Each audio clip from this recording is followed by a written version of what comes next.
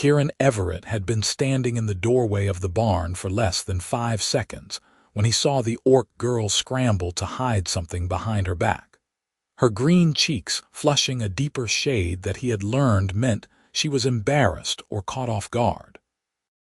She would not look at him, her amber eyes fixed firmly on the hay-strewn floor as her tusks caught the afternoon light filtering through the slats in the barn wall. He had been meaning to check on the mare that had seemed lame that morning, but now all thoughts of the horse fled his mind as he watched her shoulders tense, watched the way her pointed ears flattened slightly against her dark hair, watched the careful way she edged backward as though she might escape through the rear of the barn if she moved slowly enough. "What have you got there?" he asked, keeping his voice gentle, the same tone he used with spooked animals. She flinched anyway, and he cursed himself silently. 6 weeks she had been on his farm now, 6 weeks since he had found her half-starved and bleeding in the forest that bordered his property, and still she looked at him sometimes like he might strike her. "Nothing," she said, her voice barely above a whisper. Her accent was thick, the common tongue clearly not her first language, and she pronounced the word with a hard inflection that made it sound more like a statement of fact than a denial. Kieran took a single step into the barn, then stopped when he saw her tense further. "It does not look like nothing. You are hiding something." "Is nothing for you to see," she insisted, and now there was a hint of defiance in her voice, though she still would not meet his eyes. Her name was Grishka, or at least that was what she had told him in those first fever-addled days when he had been tending her wounds. She was younger than he had first thought, probably no more than 19 or 20, though the hardness in her eyes sometimes made her seem older. He considered pushing the matter, then decided against it. He had learned in their time together that Grishka responded better to patience than to pressure. Instead, he moved toward the mare's stall, making a show of examining the horse's leg while keeping Grishka in his peripheral vision. She remained frozen where she stood, one hand still behind her back, her breathing shallow and quick. The mare was fine, he noted absently. Whatever had been bothering her that morning had resolved itself. He ran his hand down her foreleg anyway, taking his time, giving Grishka space to relax. When he finally straightened and turned back toward the door, he saw that she had moved to the corner of the barn, putting as much distance between them as the space allowed. "I will be heading into town tomorrow to trade," he said, as though nothing unusual had happened. "Do you need anything?" She shook her head, still not looking at him. "Grishka," he said softly. She flinched again at the sound of her name. "You know you can tell me things, right? You do not have to hide from me." For just a moment, her eyes flicked up to meet his, and in that brief instant, he saw something vulnerable and yearning in her expression. Then it was gone, shuttered behind the careful blankness she wore like armor. "I am not hiding," she said, but even as she spoke, he could see the edge of paper peeking out from behind her hip. He wanted to ask again, wanted to understand what had put that particular shade of mortification on her face, but he also knew when to retreat. "All right," he said, and turned to leave. As he walked back toward the farmhouse, he could not shake the image of her expression from his mind, that fleeting moment of unguarded emotion before she had locked it away again. The farm was small by most standards, just enough land to keep him busy and self-sufficient. Kieran had inherited it from his father 5 years ago, when he had been 23 and still recovering from his own wounds, the kind that did not show on the skin. He had been a soldier once, in the border wars between the human kingdoms and the orc clans to the north. He had seen things he wished he could forget, done things that haunted his dreams. When his father had died and left him the farm, he had taken it as a sign, a chance to build something instead of destroying it. That was why he had not turned Grishka away when he found her. He had been checking his traps in the forest, looking for rabbit or deer, when he heard the sound of labored breathing. He had found her collapsed against a tree, her side sticky with blood, her eyes glazed with pain and fever. She had tried to snarl at him, tried to bare her tusks in warning, but she had been too weak to do more than gasp. He should have left her there. That was what any sensible human would have done. Orcs were the enemy, had been the enemy for as long as anyone could remember. The wars might have ended 3 years ago with an uneasy truce, but that did not mean the hatred had disappeared. In the nearby town of Millhaven, orcs were not welcome. There were stories of orc raids, of humans dragged off in the night, of villages burned.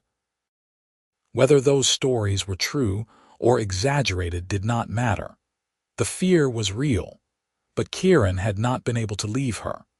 Perhaps it was because she reminded him of the young soldiers he had seen dying in the mud, gasping out their last breaths far from home. Perhaps it was because he was tired of death, tired of the endless cycle of violence and retribution. Or perhaps it was simply because when she had looked up at him with those amber eyes, he had seen a person, not a monster. He had carried her back to the farm, ignoring the way she struggled weakly against him, ignoring the voice in his head that said he was a fool. He had cleaned her wounds, stitched the deep gash in her side, forced water and broth past her lips. For 3 days she had burned with fever, delirious and thrashing, calling out in her own language. He had stayed by her side, keeping her cool with wet cloths, making sure she did not tear her stitches. When the fever finally broke, she had stared at him with confusion and suspicion, as though she could not quite believe what was happening. "Why?" she had asked, her voice hoarse. "Why help me?" He had not had a good answer then, and he did not have one now. "Because you needed help," he had said, and she had looked at him like he was speaking a language she did not understand. Those first weeks had been difficult. Grishka had been weak from her injuries, barely able to stand without swaying. She had been wary, flinching every time he came near, watching him constantly as though expecting him to attack. He had given her space, letting her recover in the small room off the kitchen that he used for storage. He had brought her food and water, had changed her bandages, had spoken to her in calm, steady tones. Slowly, painfully slowly, she had begun to trust him. Or if not trust, then at least to accept his presence without panic. She had started moving around the house, exploring cautiously, touching things with the careful reverence of someone who had not owned much in her life. She had begun to help with small tasks, washing dishes, folding laundry, as though she could not bear to simply accept his hospitality without giving something in return. It was after a month that she had ventured outside, blinking in the sunlight like a creature emerging from a cave. She had walked to the barn, had stood in the doorway watching him milk the cow, and then without a word she had picked up a shovel and begun to muck out the stalls.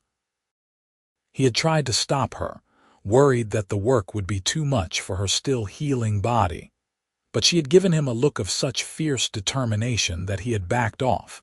From that day on, she had worked alongside him, learning the rhythms of the farm with surprising quickness. She was strong, stronger than any human woman he had known, able to lift bales of hay that would have required 2 men. She was also surprisingly gentle with the animals, spending long hours in the barn talking to the horses in her own language, her voice low and soothing. They had fallen into a routine. They woke with the dawn, worked through the morning, shared a simple lunch, worked through the afternoon, and ate dinner together in the kitchen as the sun set. They did not talk much. Grishka's common was limited, and Kieran did not know any words in her language. But there was a companionship in the shared labor, a comfortable silence that grew between them, except for moments like today, when he would catch her watching him with an expression he could not read. or when she would suddenly retreat into herself, all the walls coming back up. He knew she was still afraid, still uncertain about her place here. He knew she expected him to send her away, to decide one day that she was too much trouble or too much of a risk. He could see it in the way she sometimes looked at him, in the careful way she moved, as though trying to make herself small and unobtrusive. What he did not know, what he desperately wanted to understand, was what she had been hiding in the barn. That evening they ate dinner in near silence. Kieran had made a stew with vegetables from the garden and some salted pork, and Grishka ate with focused intensity, as though eating was a job that required her full attention.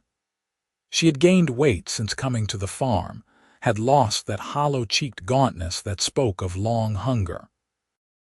She looked healthier now, stronger, her green skin no longer ashen, her eyes no longer dull with exhaustion. "The stew is good," she said quietly, not looking up from her bowl. "Thank you," he said, pleased. She rarely offered compliments, and he had learned to treasure them when they came. They finished eating, and Grishka immediately stood to wash the dishes. Kieran dried them, and they worked side by side at the basin, hands occasionally brushing as they passed plates and cups back and forth. Each time their skin touched, he felt a small jolt, like static electricity, and he wondered if she felt it too when the dishes were done. Grishka disappeared to her room without another word. Kieran sat by the fire, trying to read a book, but his mind kept wandering back to the barn, to her hidden paper, to the flush on her cheeks. What had she been doing?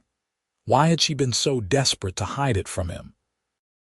He was still mulling it over when he finally went to bed, and his dreams that night were strange and fragmented, full of amber eyes and shadows. The next morning, Kieran rose early to prepare for his trip to Millhaven.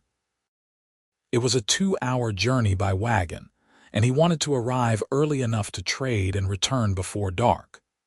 He loaded the wagon with the goods he planned to sell: eggs, cheese, some wool from his small flock of sheep, and vegetables from the garden.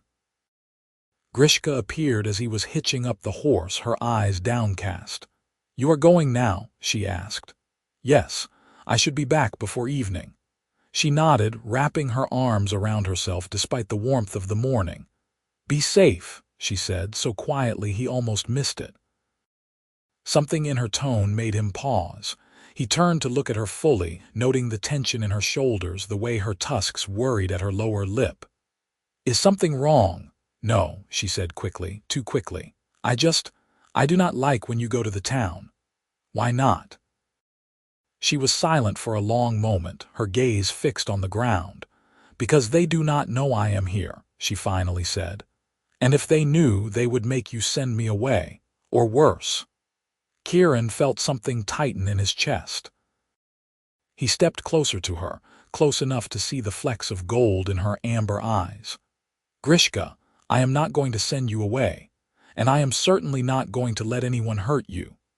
"You say that now," she said, and there was a bitterness in her voice that he had not heard before. "But you do not know what people are like, what they think of my kind." "I know exactly what they think," Kieran said firmly. "I used to be one of them, but I am not that person anymore."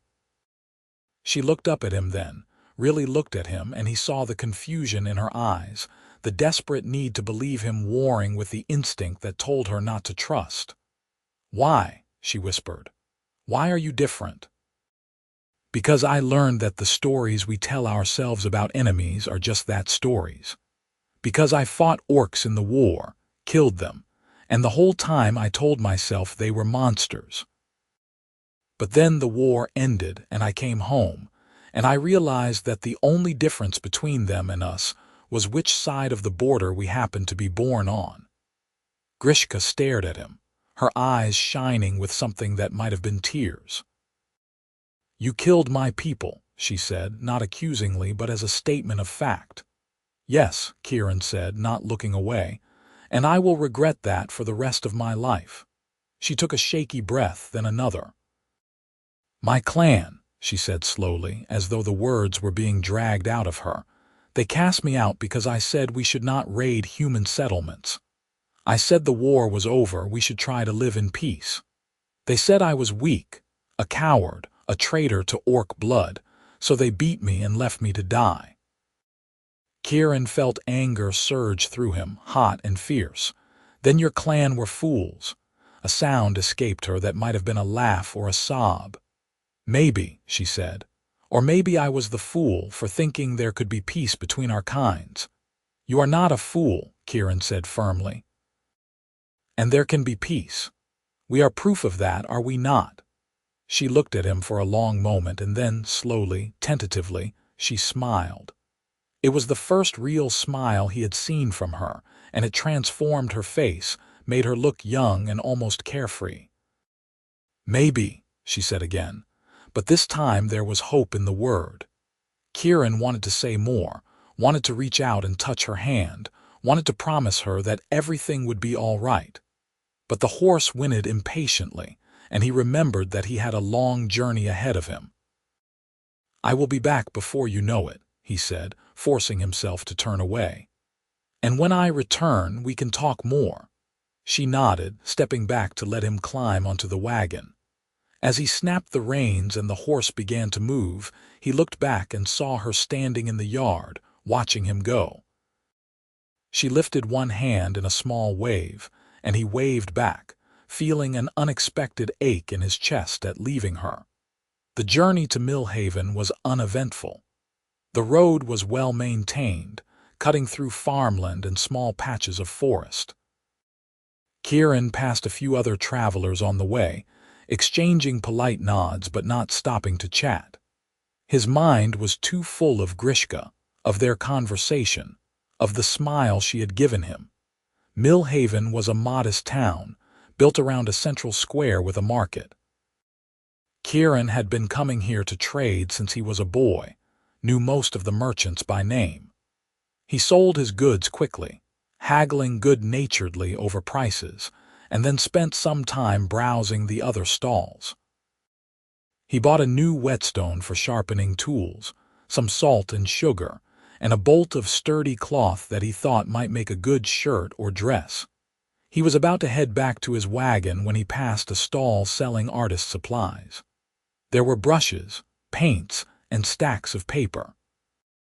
On impulse, he stopped and purchased a good quantity of paper, along with some charcoal sticks and a set of colored pencils.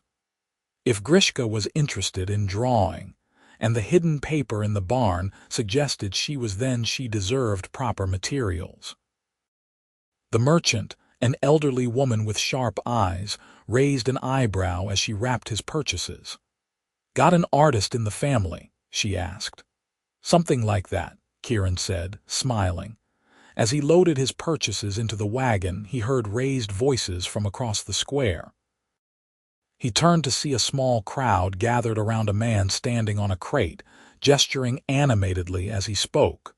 Curious, Kieran moved closer to listen. Cannot trust them, the man was saying. He was middle-aged with a florid face and the bearing of someone used to being heard. The orcs signed a truce, yes, but for how long? How long before they start raiding again, burning our homes, killing our children? We must remain vigilant. There were murmurs of agreement from the crowd. Kieran felt his jaw tighten. I heard there was an orc spotted near the eastern farms, someone called out. Probably a scout for a war party. See, the man on the crate said triumphantly. They are already testing our defenses. We must drive them back, show them that human lands are not to be trifled with. Kieran turned and walked away before he said something he would regret. His hands were shaking as he climbed onto the wagon, anger and fear churning in his gut. If people were already looking for orcs near the farms, how long before someone came to his homestead? How long before they discovered Grishka? He needed to get home. The journey back felt longer than the one there, every minute stretching out as his mind conjured worst-case scenarios. What if someone had already found her? What if she had been discovered while he was gone? He snapped the reins, urging the horse to move faster, his heart pounding. When he finally turned onto the path leading to his farm, relief washed over him at the sight of everything looking normal. The house stood undisturbed, the animals were grazing peacefully, and there was no sign of trouble. He pulled the wagon up to the house and jumped down, calling out for Grishka. She did not answer. Panic rising, he ran to the barn. She was not there. He checked the garden, the chicken coop, the sheep pen. Nothing. He ran back to the house, taking the stairs 2 at a time to check her room. Empty. "Grishka," he shouted, no longer caring about keeping his voice calm. "Grishka, where are you?" He heard a sound from above him, from the attic. He had almost forgotten about the attic. It was barely more than a crawl space, full of old junk from his parents' time. He found the ladder and climbed up quickly, pushing open the small door. Grishka was there, curled up in a corner, her eyes wide and frightened. When she saw him, relief flooded her face, but she did not move. "What are you doing up here?" Kieran asked, trying to keep the fear out of his voice. "People came," she said, her voice shaking. "Humans, 3 of them, on horses. They were looking around, asking questions. I heard them from the garden and I hid." Kieran felt cold dread settle in his stomach. "What did they want?" "I do not know. I stayed up here until they left. They looked in the barn, in the house. I thought they would find me, I thought." She did not finish the sentence, but she did not need to. Kieran crossed the small space and crouched down beside her. "You are safe," he said firmly. "They are gone. You are safe." "For now," she said, and the resignation in her voice broke his heart. "But they will come back. And next time they might find me." Kieran wanted to argue, wanted to promise her that everything would be fine, but he could not lie to her. The truth was that the situation was dangerous, more dangerous than he had fully realized. If people were already searching for orcs in the area, it was only a matter of time before someone discovered her. "We will figure something out," he said instead. "I promise you, Grishka, I will not let anyone hurt you." She looked at him with those amber eyes, and he saw the fragile trust there, the desperate hope that he was telling the truth. Slowly, she reached out and took his hand, her grip tight and warm. "I believe you," she whispered. They sat there in the dim attic for a long moment, hands clasped, and Kieran felt something shift between them, some invisible barrier falling away. He became acutely aware of how close she was, of the warmth of her skin, of the way her breathing had synced with his. He wanted to pull her closer, wanted to wrap his arms around her and promise her that everything would be all right. But he held back, not wanting to scare her, not wanting to push too fast. Finally, reluctantly, he stood and helped her to her feet. "Come on," he said gently. "Let us get you out of this dusty attic." They climbed down together, and Kieran guided her to the kitchen where he made tea, needing something to do with his hands. Grishka sat at the table, watching him with that intense focus she sometimes had, as though she was trying to memorize every detail of his movements. "I bought you something," Kieran said, suddenly remembering the packages in the wagon. He went outside and retrieved the art supplies, bringing them back to the kitchen and setting them on the table in front of her. Grishka stared at the paper and charcoal and colored pencils as though they were treasure beyond measure. Slowly, hesitantly, she reached out and touched the paper, her fingers trembling. "For me?" she asked, her voice barely a whisper. "For you," Kieran confirmed. "I thought, well, I saw you hiding something in the barn earlier, and I thought maybe you liked to draw, so I got you some proper supplies." She looked up at him, and there were definitely tears in her eyes now. "You did not have to do this." "I wanted to," he said simply. For a moment he thought she might cry. Instead, she stood abruptly and left the room. Before he could wonder if he had done something wrong, she returned carrying a piece of paper, creased and worn from being folded and unfolded many times. She thrust it toward him, not meeting his eyes, her cheeks flushed that deep green again. Kieran took the paper carefully and unfolded it. His breath caught. It was a drawing of him, rendered in careful detail with what looked like the burned end of a stick. He was shown in profile, standing in the barn doorway with light streaming in behind him. The artist had captured him mid-smile, his expression warm and open. But what struck Kieran most was the way he had been drawn, not just accurately, but lovingly. Every line spoke of careful observation, of attention paid and moments studied. This was not just a drawing. This was a portrait made by someone who cared. "You drew this," he said, his voice coming out rougher than intended. Grishka nodded, still not looking at him. "I know it is not very good. I did not have proper tools and I am not trained. But I wanted to capture you, the way you look when you think no one is watching. The kindness in your face." She took a shaky breath. "Where I come from, we have a tradition. If an orc cares for someone, truly cares, they create an image of that person to keep with them always. It is a way of saying that the person is important, that they are treasured." Kieran felt his heart hammering in his chest. "Grishka," he said, but she cut him off. "I know it is foolish," she said, her words coming faster now, tumbling over each other in her haste to get them out. "I know you are human and I am orc and there is no future for us. I know you helped me because you are kind, not because you care for me the way I care for you. But I could not help myself. Every day I watch you work, watch you care for your animals, watch you treat me with respect even though I am nothing, and I think that if I could choose anyone in the world to treasure, it would be you." She fell silent, breathing hard, her tusks gleaming in the lamplight. She still would not look at him, her gaze fixed firmly on the floor. Kieran set the drawing down gently on the table and stepped toward her. "Grishka, look at me." She shook her head, a small, jerky motion.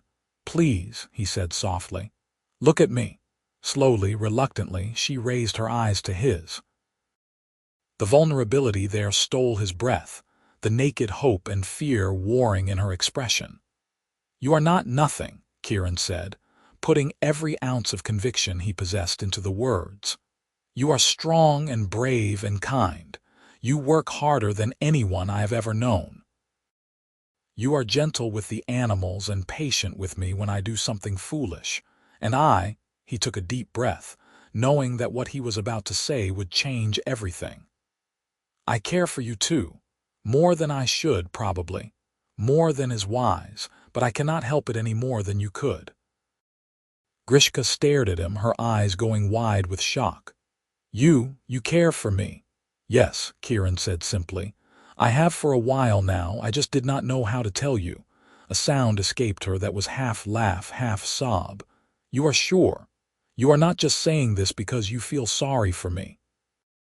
"I have never been more sure of anything in my life," Kieran said. He reached out slowly, giving her time to pull away, and gently took her hand in his. Her skin was warm and slightly rough from work, and the feel of it sent electricity racing through him. "You are beautiful and strong and everything I could ever want.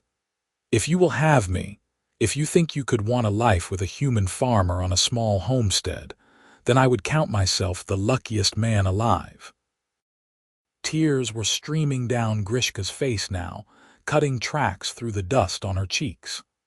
"I have wanted that since the first moment I was able to stand without falling," she said, her voice breaking. "I just never dared to hope you might want it too." Kieran pulled her closer and she came willingly, letting him wrap his arms around her. She was tall, nearly his height, and strong in a way that made him feel safe rather than threatened. She smelled like hay and sunshine and something uniquely her, and he wanted to hold her forever. "We will have to be careful," he said quietly, speaking into her hair. "If people find out about us, there could be trouble." "I know," she said, "but I do not care.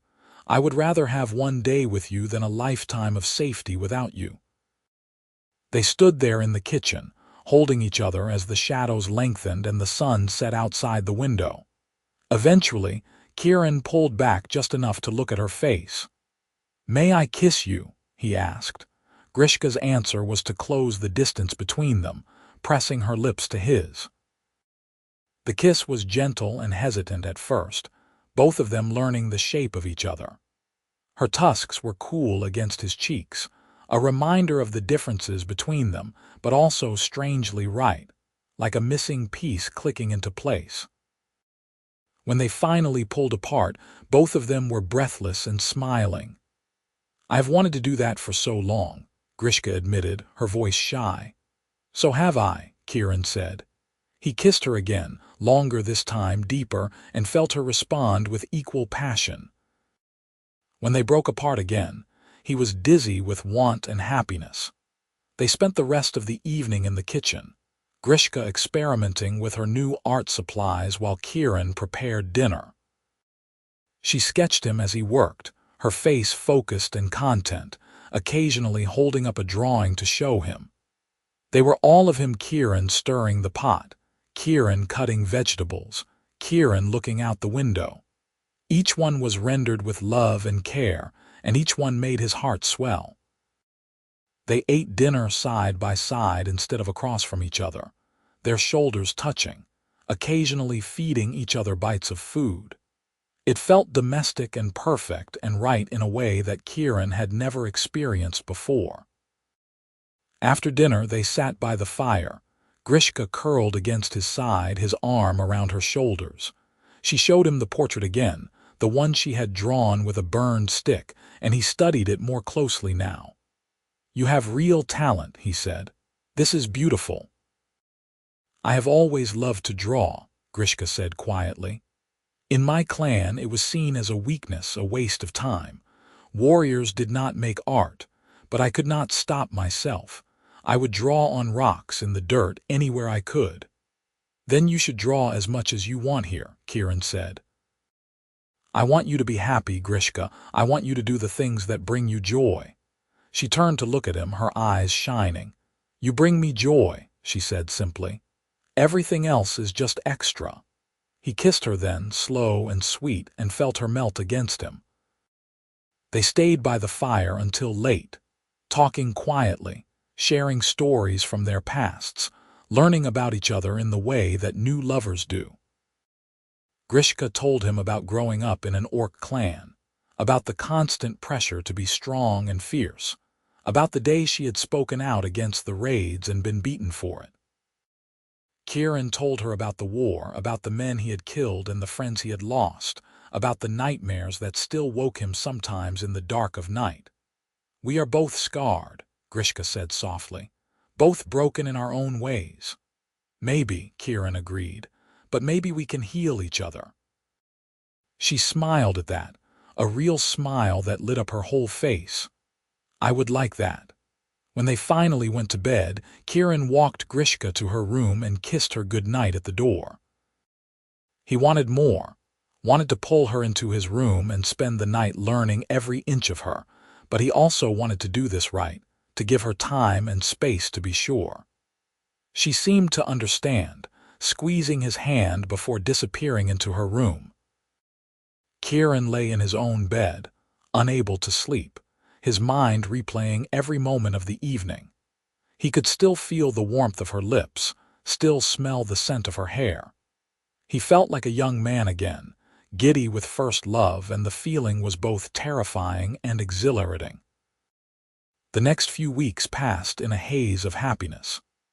Kieran and Grishka worked the farm together during the day, but now there were stolen kisses in the barn, held hands while walking through the garden, shared smiles across the dinner table. Grishka drew constantly, filling page after page with images of the farm, the animals, and Kieran. She was getting better with practice, her lines more confident, her shading more nuanced. Kieran found himself falling more in love with her every day. He loved the way she hummed while she worked, the way she talked to the animals in her own language, the way she laughed at his terrible jokes. He loved her strength and her gentleness, her fierce determination and her vulnerable moments.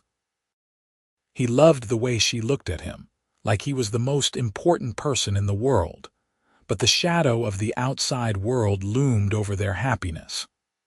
Kieran had to make another trip to town for supplies, and he heard more talk of orc sightings, more calls for vigilance. A group of men had formed a militia, pledging to patrol the area and drive out any orcs they found. Kieran listened to their angry rhetoric with a sick feeling in his stomach, knowing that Grishka would be in terrible danger if they ever discovered her. When he returned home, he found Grishka in the garden, tending to the vegetables. She looked up as he approached, a smile on her face that faded when she saw his expression. "What is wrong?" she asked immediately. He told her about the militia, about the increasing hostility toward orcs in the area. As he spoke, he watched the light dim in her eyes, watched her shoulders slump. "I should leave," she said quietly. "I am putting you in danger by being here." "No," Kieran said firmly, taking her hands in his. "You are not leaving. We will figure something out. But if they find me, they will hurt you too. They will say you are a traitor for harboring an orc. They might burn your farm or worse." "I do not care," Kieran said fiercely. "I am not letting you go, Grishka. You are mine and I am yours, and nothing is going to change that." She looked at him with such love and despair that it nearly broke him. "I do not want to lose you," she whispered. "You will not," he promised. "We just need to be more careful. Stay close to the house when I am gone. If anyone comes, hide like you did before. We can make this work." But even as he said the words, he knew they were a temporary solution at best. The tension in the area was growing, and it was only a matter of time before something gave way. That night, Grishka came to his room. She stood in the doorway, silhouetted by lamplight, her expression uncertain. "Can I sleep here with you?" she asked. "I do not want to be alone tonight." "Of course," Kieran said, pulling back the blankets. She climbed into bed beside him, and he wrapped his arms around her, holding her close. They did not do anything more than hold each other, but there was an intimacy in it that went beyond physical desire. It was comfort and connection, and a promise that they would face whatever came together. As the weeks turned into a month, Kieran and Grishka grew even closer. They spent every night sleeping in each other's arms, their bodies fitting together perfectly. Grishka had moved all her belongings into his room, and the small room off the kitchen now stood empty. They made love for the first time on a warm night in late summer, and it was everything Kieran had imagined and more tender and passionate and utterly perfect. Grishka was confident and giving, and afterward they lay tangled together, slick with sweat and grinning like fools. "I love you," Kieran said, the words spilling out before he could think about them. Grishka's eyes went wide, and then she smiled, the most beautiful smile he had ever seen. "I love you too," she said. "I have for a long time." They lay there in the darkness, whispering endearments, making plans for the future. Kieran talked about expanding the farm, maybe getting more animals, building a bigger barn. Grishka talked about turning one of the empty fields into a proper garden, maybe even growing flowers just for the beauty of them. They were building a life together, a future together, and it felt real and possible and wonderful. But reality intruded on their happiness sooner than either of them expected. It was a hot afternoon in early autumn when the militia came. Kieran was in the far field, mending a fence, when he heard the sound of horses. His blood turned to ice. He dropped his tools and ran toward the house, his heart pounding, praying he would get there in time. There were 5 of them, all mounted, all armed. They had stopped in his yard and were looking around with the proprietary air of men who believed they had authority. Kieran forced himself to slow down, to approach calmly, even though every instinct was screaming at him to run. "Good afternoon," he said, trying to keep his voice level. "Can I help you gentlemen?" The leader, a burly man named Thomas Eckhart, who Kieran recognized from town, turned to look at him. "Kieran Everett," he said, "we are looking for an orc. There have been reports of one in this area." "An orc," Kieran repeated as though the idea was absurd. "I have not seen any orcs around here." "Mind if we take a look around?" Thomas asked, but it was not really a question. His men were already dismounting, moving toward the barn and the house. Kieran's mind raced. Where was Grishka? She had been in the house when he left, working on a drawing. Had she heard them coming? Had she hidden? "I do mind, actually," Kieran said, stepping in front of Thomas. "This is my land, and I do not recall giving you permission to search it." Thomas's eyes narrowed. "We are trying to keep the area safe, Everett. If you do not have anything to hide, you should not object to a simple search." "I object to armed men barging onto my property without permission," Kieran said, standing his ground even though he could feel sweat trickling down his back. "If you have a legitimate reason to search my land, come back with a writ from the magistrate. Otherwise, I am going to have to ask you to leave." For a moment, he thought Thomas might argue. The big man's jaw tightened and his hand moved to the sword at his belt. But then one of the other men called out from the barn. "Nothing here, Thomas." Another man emerged from the house, shaking his head. "House is clear too." Thomas looked back at Kieran, suspicion clear in his eyes. "You seem awfully nervous, Everett." "I seem annoyed," Kieran corrected, "as anyone would be when strangers go through their things without permission." Thomas held his gaze for a long moment, and Kieran forced himself not to look away, not to show any weakness. Finally, Thomas turned and mounted his horse. "We will be keeping an eye on this area," he said. "If you see anything suspicious, report it immediately." "Of course," Kieran said, not meaning a word of it. He watched as the militia rode away, not moving until they were out of sight. Then he ran to the house, calling for Grishka. She emerged from the attic, pale and shaking, and he pulled her into his arms. "They are gone," he said. "You are safe." But they both knew it was only a temporary reprieve. The militia would be back, and next time they might be more thorough. That evening they sat at the kitchen table, neither of them eating the dinner Kieran had prepared. The food sat cooling between them while they stared at each other, both knowing what needed to be said but neither wanting to say it. "I have to leave," Grishka finally said, her voice breaking. "This cannot go on, Kieran. They will keep coming back, and eventually they will find me. And when they do, they will hurt you too." "No," Kieran said, the word coming out harsh and desperate. "I am not letting you go." "You have to," she said, tears streaming down her face. "I cannot let you suffer because of me. You could lose everything, your farm, your livelihood, maybe even your life. I will not be responsible for that." "And what about you?" Kieran demanded. "Where will you go? Back to your clan who cast you out, into the wilderness to starve. I will not let you throw your life away, Grishka." "At least I would know you were safe," she said. "I would not be safe," Kieran said fiercely. "I would be broken. You are everything to me, Grishka.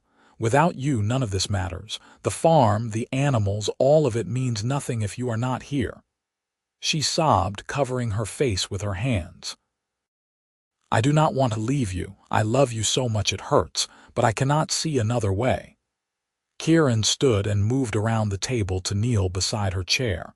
He took her hands in his, pulling them gently away from her face. "Then we leave together," he said. "We sell the farm and go somewhere far away, somewhere no one knows us.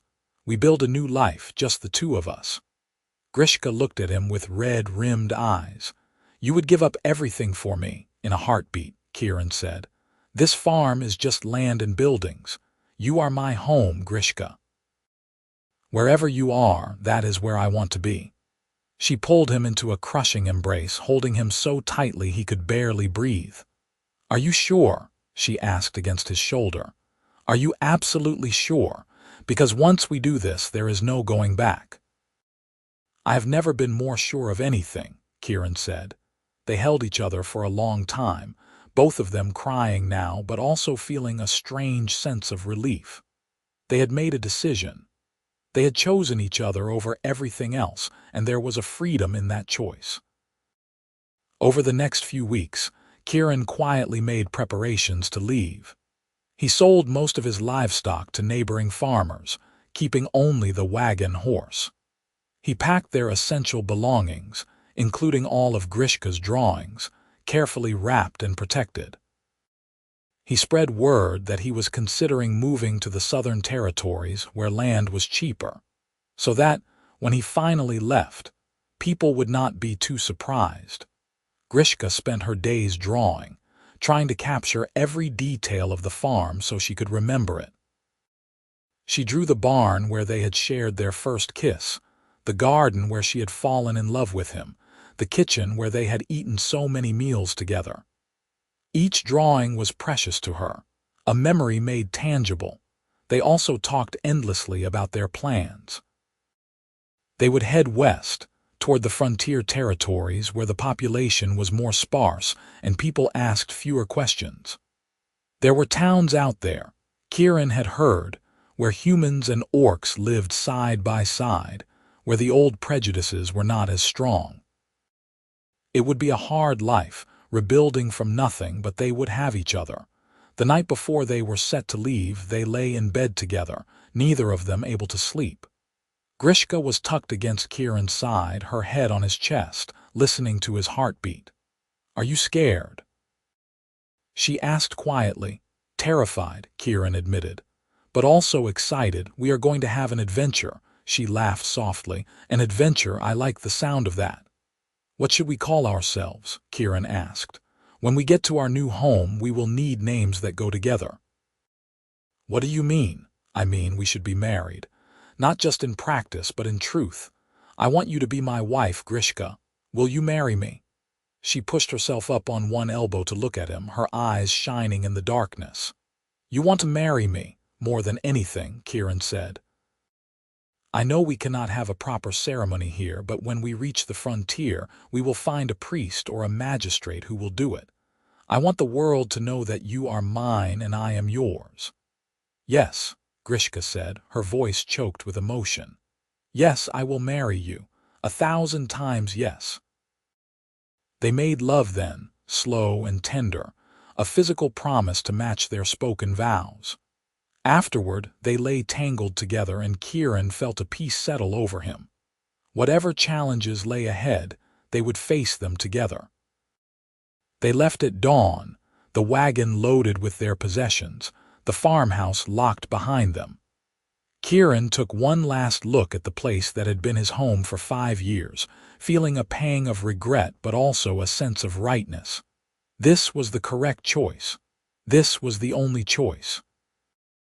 Grishka sat beside him on the wagon seat, her hand in his, her head held high.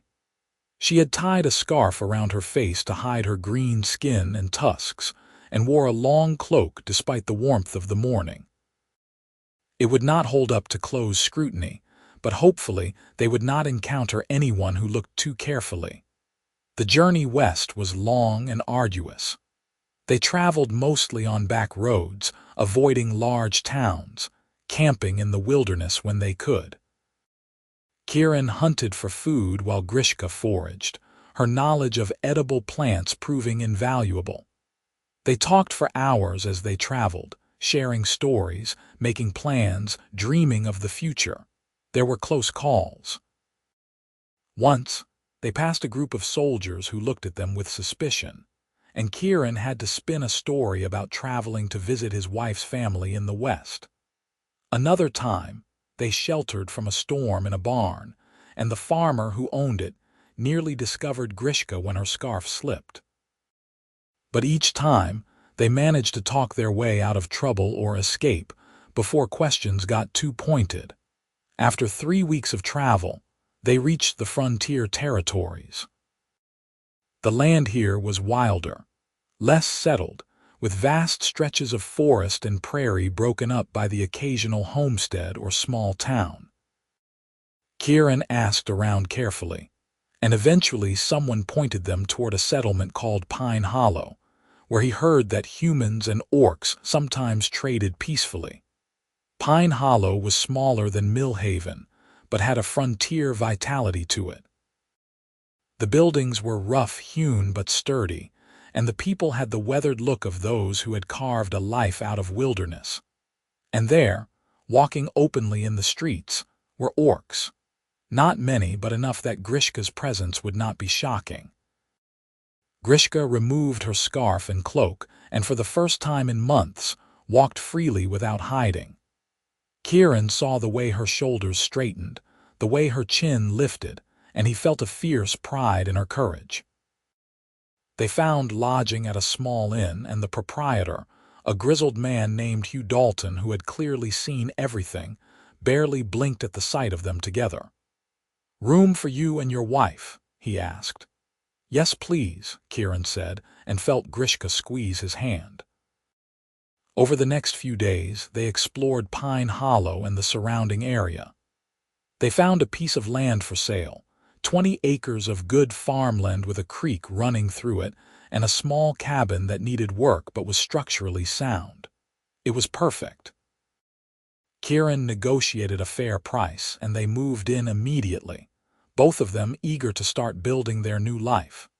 The cabin was tiny compared to Kieran's old farmhouse, just 2 rooms and a loft, but Grishka declared it perfect.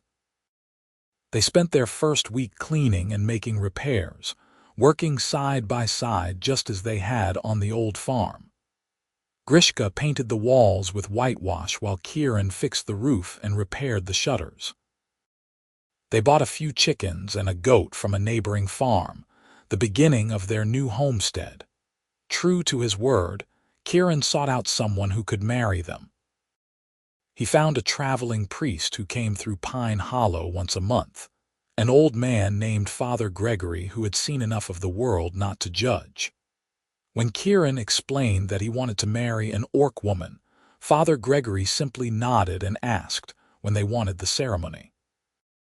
They were married on a warm autumn afternoon, standing in front of the cabin with Father Gregory presiding and their new neighbors as witnesses. Grishka wore a simple dress that she had sewn herself from the cloth Kieran had bought in Millhaven, what felt like a lifetime ago. Kieran wore his best shirt and trousers, his hair combed back, his face scrubbed clean. They held hands and spoke their vows, promising to love and honor each other for the rest of their lives. When Father Gregory pronounced them husband and wife, Kieran kissed his bride while their neighbors cheered. It was a small ceremony, nothing like the grand weddings Kieran had seen in his youth, but it was perfect. It was theirs. The wedding feast was held in their tiny cabin, with neighbors bringing food and drink. There was an orc family who had settled nearby, and they brought traditional orc dishes that made Grishka cry with homesickness and happiness. Everyone ate and drank and laughed, and Kieran felt a sense of belonging that he had not felt since before the war. Later, after the guests had gone and they were alone, Kieran carried Grishka over the threshold of their cabin and into their bedroom. They made love as husband and wife, and it was even more perfect than before, infused with the knowledge that this was forever, that they had chosen each other completely and irrevocably. The years that followed were hard but happy. They built up their homestead slowly, adding more animals, expanding the cabin, planting a large garden. Grishka established herself as an artist, selling her drawings and paintings in Pine Hollow and eventually to traders who came through the area. Her work became sought after, her unique perspective and skill drawing admirers from far and wide. Kieran built a reputation as a skilled farmer and a fair trader. He made friends among the human settlers and earned the respect of the orc families in the area. People came to him for advice on crops and livestock, and he was always willing to help, but the best part of their life was each other. Every morning, Kieran woke up next to his wife and felt grateful for the choice they had made. Every evening they sat together on the porch of their cabin, watching the sunset and talking about their day. They laughed together, worked together, dreamed together. 3 years after they arrived in Pine Hollow, Grishka told Kieran she was pregnant. He had picked her up and spun her around, both of them laughing and crying at the same time. Their daughter was born in the spring, a beautiful child with green-tinged skin, small tusks, and her father's blue eyes. They named her Kira, and she was the perfect blend of both of them. Kieran held his daughter for the first time and felt his heart expand in a way he had not known was possible. This tiny person was the culmination of everything he and Grishka had built together, proof that love could bridge any divide, overcome any obstacle. Grishka was an incredible mother, patient and loving, teaching Kira about both human and orc culture, making sure she knew both sides of her heritage. Kieran taught his daughter to farm, to care for animals, to see the beauty in hard work and simple living. Kira grew up strong and curious, beloved by everyone in Pine Hollow, accepted in a way that her parents never could have been in the East. 2 years after Kira was born, they had a son. They named him Kellen, and he had his mother's amber eyes and his father's dark hair. The cabin that had seemed so cozy for 2 now burst at the seams with 4, and Kieran built an addition, adding 2 more rooms and a larger kitchen. Life was full and busy and exhausting and perfect. Kieran and Grishka worked hard to provide for their children, but they also made time for each other, stealing moments alone when they could, reminding each other why they had fallen in love in the first place. One evening, when Kira was 7 and Kellen was 5, the family sat on the porch together watching the sunset. Kira was showing her mother a drawing she had made, clearly inheriting Grishka's artistic talent. Kellen was trying to convince his father to let him help with the harvest. Kieran looked at his family, at the life they had built together, and felt a contentment so deep, it was almost painful. Grishka caught his eye and smiled, that same beautiful smile she had given him the first time he told her he loved her.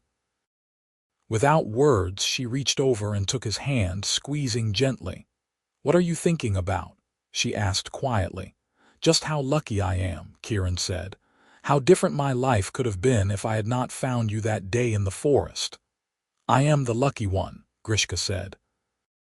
"You saved my life, Kieran, in every way that matters." "We saved each other," Kieran corrected. He pulled her close, kissing her forehead while their children made exaggerated gagging sounds. They both laughed, and Kieran felt the rightness of this moment settle into his bones. Years later, when Kieran was an old man and his children were grown with families of their own, he would still remember that evening as one of the happiest of his life. He would remember the way the sunset painted the sky in shades of gold and crimson, the way his wife's hand felt in his, the sound of his children's laughter.